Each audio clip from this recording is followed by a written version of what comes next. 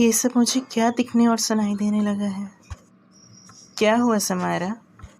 Jordan मेरी बात सुनिए प्लीज़। जब 6 महीने पहले मेरी माँ से बहस हुई थी, उसी रात मैंने सोचा कि मैं उन्हें मार दूँ और उसके बाद तुम्हारे साथ चलूँ। ये क्या कह रही हो तुम समायरा? क्या तुमने मेरी मॉम को मार दिया? नहीं जॉर्डन, मैंने उन्हें मारा नहीं। हाँ, मैं उन्हें मारने गई थी, पर जब मैंने उन्हें देखा तो देखा कि उनकी सांस से पहले से ही बंद थी। वो जिंदा नहीं थी। प्लीज़ जॉर्डन, मेरा ट्रस्ट करिए, मैंने कुछ नहीं किया। आई ट्रस्ट यू समायरा, मुझे तुम पे विश्वास है। लेकिन मुझे एक बात नहीं समझ आ रही, फिर एलिज़ा कहाँ गई? एलिज़ा के बारे में तो मुझे भी नहीं पता जॉर्डन।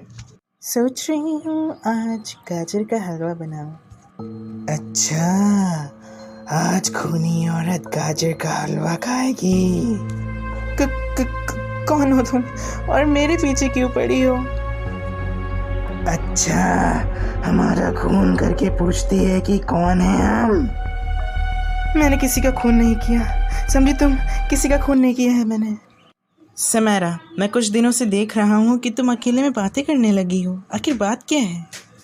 जॉर्डन, मुझे तुम्हारी मॉम की स्पिरिट दिखने लगी है, आत्मा दिखने लगी है तुम्हारी मॉम की। ये क्या बोल रही हो तुम समायरा? तुम ठीक तो हो? मैं सच बोल रही हूँ जॉर्डन। फिर तो हमें किसी प्रीस्ट को बुलाना चाहिए। हाँ, ऐसा अक्सर होता है। तुमने अपनी माँ का अंतिम संस्कार नहीं किया, इस वजह से उनकी आत्मा अभी तक भटक रही है। उनके लिए तुम्हें पूजा करनी होगी। पूजा कैसी और किस तरह करनी होगी पूजा? तुम्हारी माँ का अंतिम संस्कार ना होने के कारण वह अभी तक भटक रही हैं, इसलिए तुम्हें 13 दिन तक उनकी आत्मा की शांति के लिए पूजा करनी होगी, तभी उनकी आत्मा को शांति मिल सकती है। ठीक है फादर, हम करेंगे, जो कुछ भी बन पड़ेगा सब करेंगे।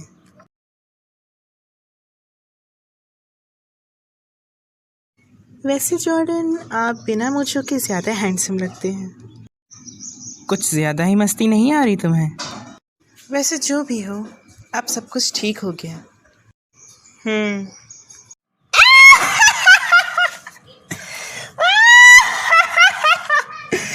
ऐसे कैसे ठीक हो जाएगा सब कुछ? इतनी जल्दी नहीं जाऊंगी मैं। तुम हो कौन और हमारा पीछा क्यों नहीं छोड़ रहे?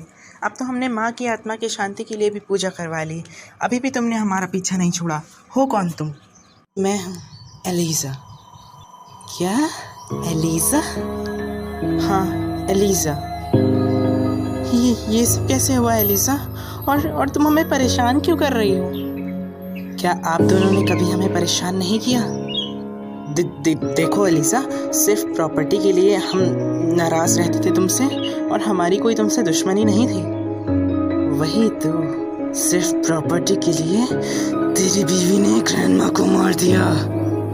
नहीं एलिज़ा, मेरी बात सुनो, समायरा ने माँ को मारा नहीं। मुझे तेरी कोई बात नहीं सुननी, पर हाँ, ये वादा ज़रूर करती हूँ कि तेरी बीवी अब नहीं बचेगी। जो करना है वो कर ले, नहीं बचेगी समायरा। जॉर्डन, अभी यहाँ क्या हुआ? समायरा, अभी वो स्पिरिट नहीं गई है। क्या? पर हमने तो उनका अंतिम संस्कार भी कर दिया। समायरा, वो माँ नहीं है, एलिज़ा है। क्या? एलिज़ा? अच्छा, अब मुझे ये बताओ कि तुमने मुझसे झूठ क्यों बोला? तुम्ही ने मारा है ना माँ को? नहीं जॉर्डन, प्लीज़ ट्रस्ट मी, मैंने कुछ नहीं किया। फादर, एलिज़ा अब हमें परेशान क्यों कर रही है? अब ये तो वो आत्मा ही बताएगी। समायरा, आज रात 12 बजे तुम्हें कब्रिस्तान आना होगा। वहीं पर उस आत्मा को कहूँगा कि वो तुम पर हावी हो, फिर उसे सच बोलने को कहूँगा। क्या मैं समायरा के साथ आ सकता हूँ फादर? नहीं, वहाँ पर जान का खतरा है। मुझे डर लग रहा है फादर। यही तो वो आत्मा चाहती है, पर तुम लोग डरो मत, मैं तुम लोगों के साथ हूँ। अब मुझे क्या करना होगा फादर? तुम्हें कुछ नहीं करना है Samaira. The evil spirit, come in the body of Samara and tell me the truth. Come. I said come. Come. क्यों बुलाया है मुझे यहाँ? तुम इन दोनों का पीछा क्यों नहीं छोड़ रही, जबकि समायरा ने कोई खून ही नहीं किया? किया है उसने खून, मेरी ग्रैंड माँ का खून किया है उसने। तुम इतना यकीन से कैसे कह सकती हो?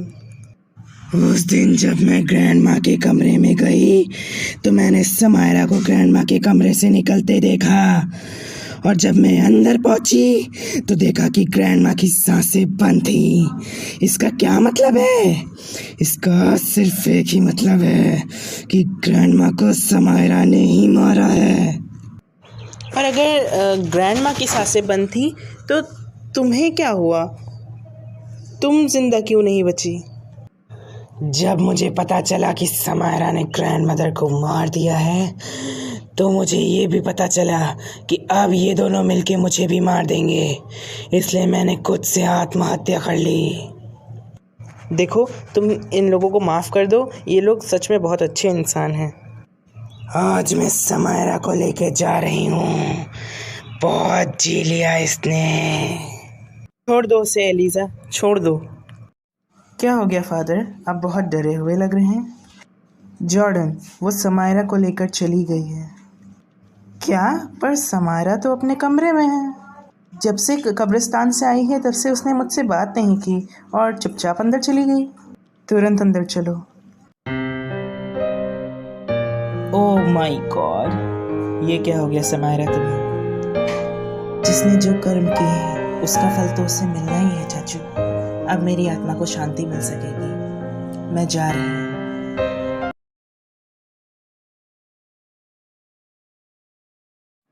एक्सक्यूज़ मी, यहाँ पर जॉर्डन रॉबिन्स का घर कहाँ पर है?